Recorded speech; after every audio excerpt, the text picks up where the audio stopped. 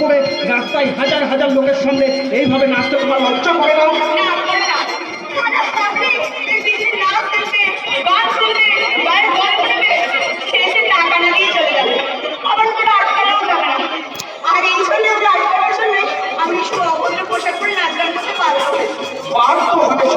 সেখানে নিজেদের মান সম্মান নিয়ে টাকাকালি, সেখানে অশ্লীল ভাবে পোশাক করে বাধ্য হয়েছ। আশ্চর্য। আশ্চর্য নয় বাবু, আমি এইভাবে টাকা রোজগার করতে না পারলে বস্তির অনেক ছেলে মেয়ে না খেতে বেশ শুকিয়ে মরবে। তোমাদের মতো এখন অনেক ভালো মানুষ আছে যারা শুধু নিজেদের জন্য নয়, অপরের জন্য অনেক কিছু নিঃশব্দ দেয়। তাই আমার বিশ্বাস তোমরা তোমাদের মান সম্মানকে অক্ষুণ্ণ রেখেই টাকা রোজগার করতে পারবে। মনে করো না তোমার প্রায় হারিয়ে যাও দাদা, যে দাদা ভুলের অন্যায় দেখলে কিন্তু ও নাম না দিলে কমপক্ষে 5,000 টাকা রোজগার করতে না পারলে বাবার মা বিনা চিকিৎসা মারা যাবে। 5,000 টাকা এই নাও, এতে 5,000 টাকা আছে, তোমরা বাবলার মায়ের চিকিৎসা করো। 5,000? আপনি আমাকে পরিচয় না জেনে এতগুলো টাকা দান করলেন? দান নয় রে বন্ধু, দান নয়।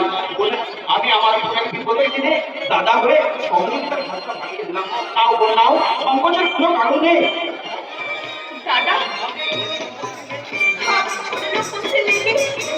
মনে করে নিশ্চয়ই করি, কারণ তোমরাই যে আমার গ্রাম বাংলা সেই চিরন্তন নারী, যে মমতাময়ী নারী ছবি আছে রবীন্দ্রনাথের কবিতায়, নজরুলের গানে আর সারদা মায়ের ধ্যানে। কিন্তু এটা মহাভারতের কিংবা রামায়ণের যুগ না। এই যুগে মেয়েরা রিডিং করে, বাড়িতে গিয়ে পরপুরুষের সঙ্গে নাচানাচি করে, আর গোল চুলের আড়ালে লুকিয়ে রাখে সিঁদুরের চিহ্ন। সেই সিঁদুরের চিহ্নটা একবারের জন্য বিসর্জন দিতে পারিনি। ওই সমস্ত মেয়েরা প্রত্যেক মুহূর্তে নিজেদেরকে ঠকাচ্ছে, রোজ থেকে সংসেজে নাচছে, হাসছে, গাইছে, কিন্তু তাদের ভিতরের বিবেকটা নিজেদের অশান্তি হাহাকার করে কাঁদছে। বাবুজি তাদের কান্না আমি শুনেছি, তাদের কান্নার প্রতিটি আওয়াজ, প্রতিটি শব্দ, প্রত্যেকটা চোখের জলের বিন্দু আমি আমার ছবির অ্যালবামে যত্ন করে ফেলে রেখেছি। তাই তো তোমাকে বলছিল বোন, জীবন রঙ্গমঞ্চ রঙিন কাছের স্বল্প থেকে নিজেকে সরিয়ে এই মাটির পৃথিবীতে নেমে আয়। কিন্তু আমি বাংলা শিল্পকলায় সঙ্গীত ভাণ্ডারে ভালো গানের অভাব নেই।